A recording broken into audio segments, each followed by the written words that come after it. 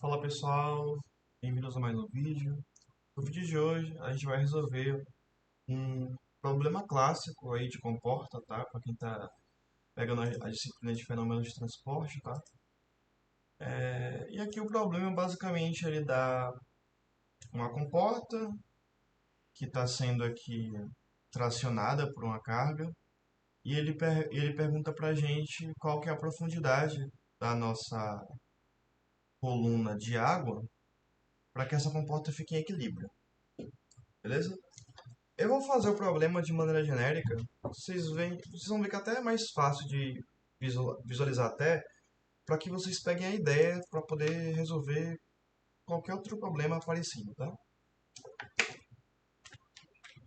Então, vamos lá. Então, primeira coisa que a gente tem que analisar é a gente vai fazer como se fosse uma engenharia reversa aqui, tá? A gente vai procurar a condição cerne do nosso problema, né? O que é que dirige o nosso problema é o equilíbrio da comporta. Então, vamos fazer o equilíbrio na comporta.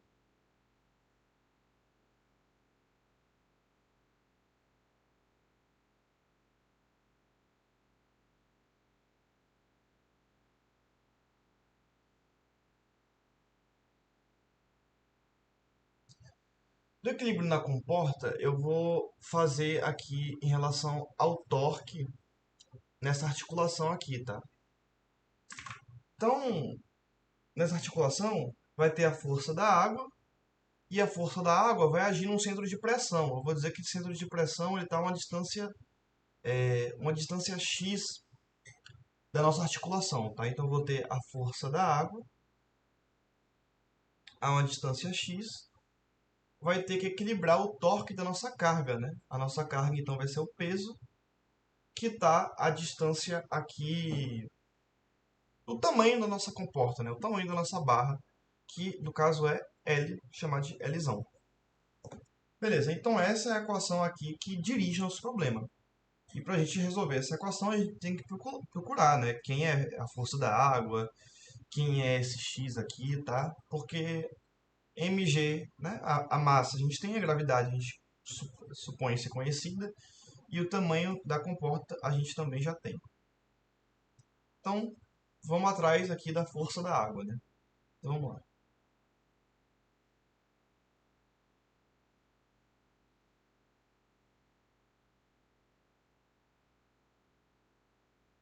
Então, vamos lá. Para calcular a força que a água exerce sobre a comporta, vai ser o seguinte. Vai ser a pressão média vezes a área, né? Então, quem que vai ser a pressão média? Ora, vai ser a densidade vezes a gravidade vezes a altura média. A altura média aqui é simplesmente d sobre 2, né? D sobre 2. Vezes a área que a água está agindo, né? O nosso professor Munhoz chama essa área de área molhada.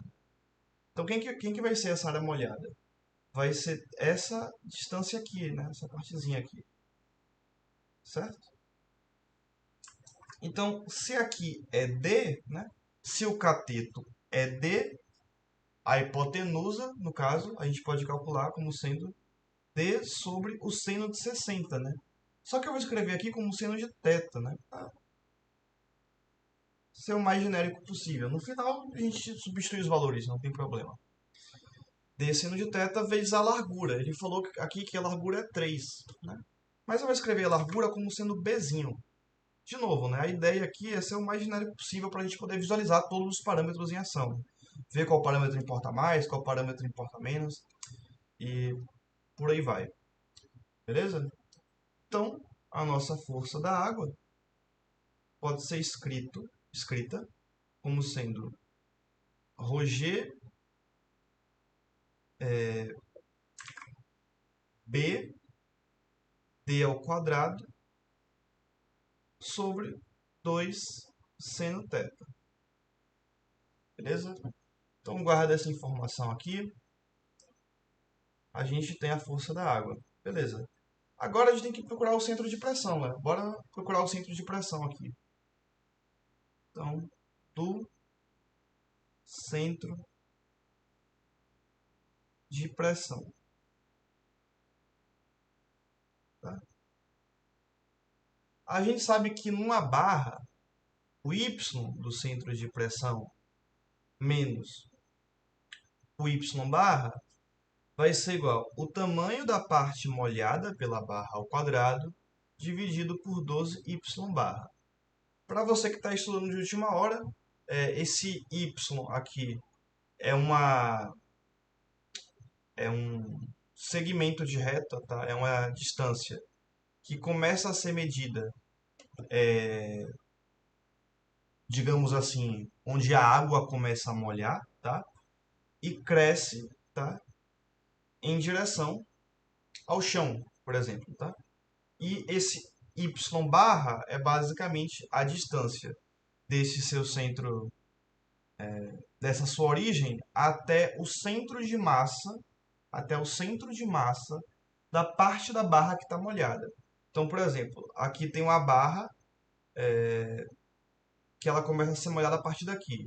Daqui para cá é 2, daqui para cá é 2. Horas, o, o centro de massa real da barra estaria aqui, por exemplo, né?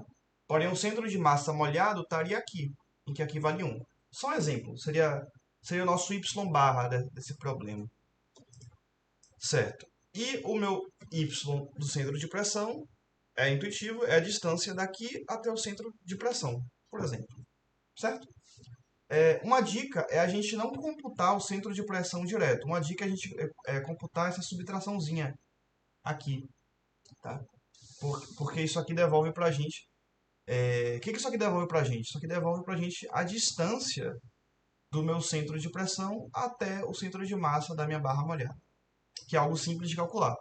Porque em todos os casos, né, o nosso centro de barra, desculpa, o nosso centro de massa molhado, né, um termo assim menos técnico a se usar, vai ser simplesmente a metade, né, a metade da minha parte molhada, certo? Então, enfim, calculando isso daqui, como é que isso daqui fica? A parte molhada, né, a gente já viu, né, é simplesmente a hipotenusa, né, d seno de θ, isso daqui ao quadrado, dividido por 12, que multiplica o y barra. A gente já viu que o y barra vai ser a metade do nosso carinha molhado, né? Da nossa parte molhada. Então vai ser d seno de θ. E eu vou colocar o 2 aqui fora, por exemplo. Porque assim fica fácil de ver que esse cara cancela com esse quadrado. Esse cara aqui dá 6.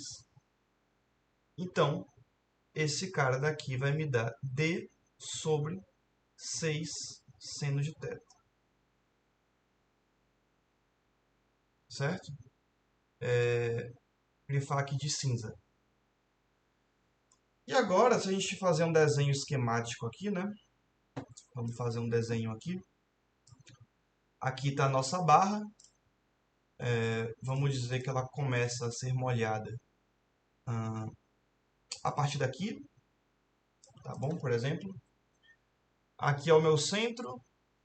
Aqui está o meu centro de pressão. Aqui está o meu centro não, aqui está a minha origem, perdão. Aqui está o meu centro de massa molhado. E aqui está a minha articulação, né? Aqui está a minha articulação. Eu quero saber essa distância aqui que eu chamei de x, certo? Horas. Eu sei a distância do meu centro de pressão até o meu centro de massa molhado, né? Esse carinha aqui, eu sei quem é. Esse carinha aqui vale d sobre 6 seno θ. E esse carinha aqui todo, né? A minha articulação ao meu centro de massa molhado, a gente já viu, né? É simplesmente a minha parte molhada dividido por 2. E a nossa parte molhada a gente já sabe quem é, né? É d seno θ. Ou seja, o nosso x vai ser quem? Vai ser a distância até o nosso centro de massa molhado, né? Então vai ser o nosso d sobre 2 seno θ, né? Antes eu falei errado, eu falei d seno θ sobre 2, né? Mas enfim, vocês entenderam. É a hipotenusa dividida por 2, né? Então vai ser d sobre 2 seno θ, menos essa partezinha daqui, né? Que é d sobre 6 seno θ. Né? Meio menos 1/6 dá 1/3, né? Então isso aqui dá 1/3 de d sobre seno θ. Eu vou grifar isso aqui de azul. E de azul eu grifei